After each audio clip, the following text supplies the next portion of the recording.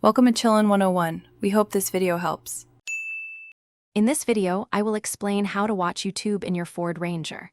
This process typically involves mirroring your smartphone's screen to the vehicle's display.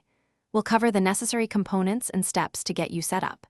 It's important to remember that viewing videos while driving can be a significant distraction, so always prioritize safety and adhere to local laws.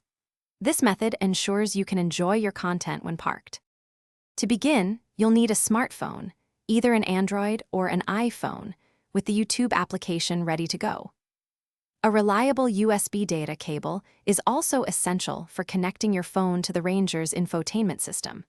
For some Ford Ranger models, especially those without built-in Apple CarPlay or Android Auto, an aftermarket interface module may be required to enable screen mirroring functionality. Ensure all components are compatible with your specific vehicle.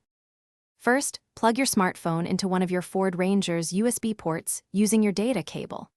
Next, access your phone settings to enable screen mirroring or projection, often found under Cast or Smart View for Android, or through CarPlay for iPhones. Finally, on your Ranger's infotainment screen, navigate to the input selection and choose the option corresponding to your connected device, such as Apple CarPlay or Android Auto. This should display your phone screen.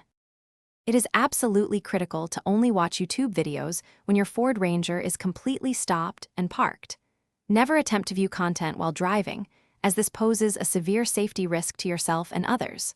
Always adhere to all traffic laws and regulations regarding in-car entertainment. Additionally, keep your phone charged or connected to a power source to prevent interruptions during your viewing experience. Enjoy your content responsibly. Thanks for watching. Consider subscribing if we helped you.